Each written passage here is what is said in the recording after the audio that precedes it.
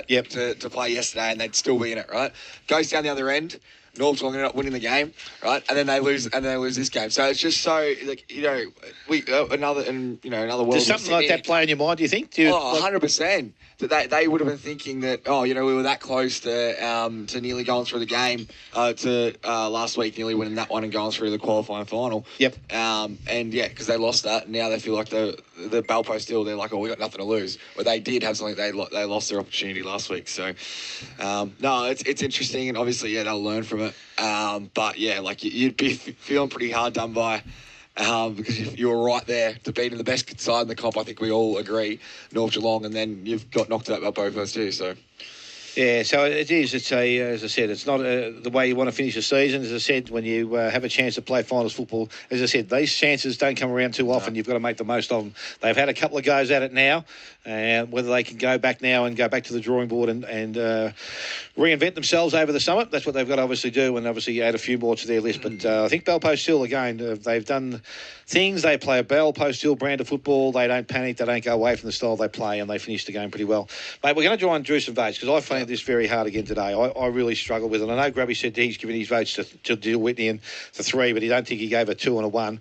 And I'm really struggling to find good players that I think that played 4 quarters. I know that effort, if you're playing for effort, I could name quite a few, but I'm going to say that I'm going to give 1 vote to Brad Mitchell. Thought he was really, really good.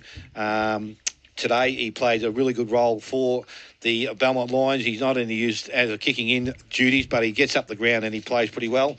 I think Dexter Sallow, I'm going to give him votes only because he ended up kicking 4, and I think they were valuable at the time he needed to kick them, and it played a really important part in him being able to or Bell Post Hill winning the game of football. As I said, normally Nick Costello with 4 goals you probably wouldn't consider, but I think in a finals game I think it's worthwhile. And I think probably when you look at it, Dill Whitney was probably one of the blokes that actually played a pretty consistent brand of football over 4 quarters of football, and to finish off with a couple of goals also. I again agree with Grubby that he may have been the best player for the Bell Post Hill side and best player on the ground. Definitely. I also found it very difficult to give votes. I gave 1 to Josh Wilson.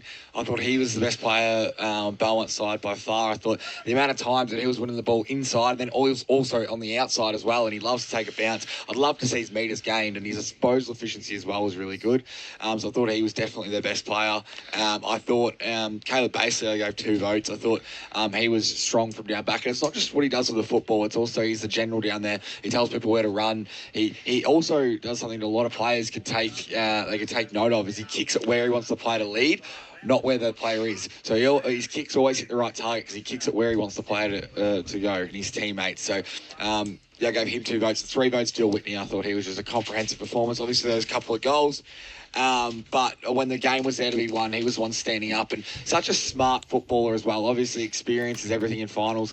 It's invaluable, and that's one thing that Belmont are going to get out of it as well, is they're going to get more experience in finals by having these losses. And obviously, it doesn't just mean because you made it this year, you're going to make it next year.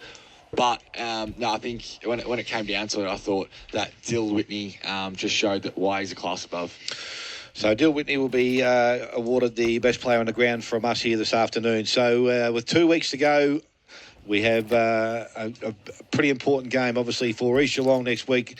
They've been here 5 times. They haven't been able to get themselves across the line. Bell Post Hill, as we know, have got a fairly decent record here this afternoon. But will they have the soldiers to be able to put up to get them over the line? That's going to be the question. But we're looking forward to coming back here next Saturday afternoon at 1:15, and then hopefully go through the day and get some really quality football and some nice conditions to go with it. But again, to Tyler and to Brad out there, I know, as he said, he doesn't grizzle too much. Not too much anyway.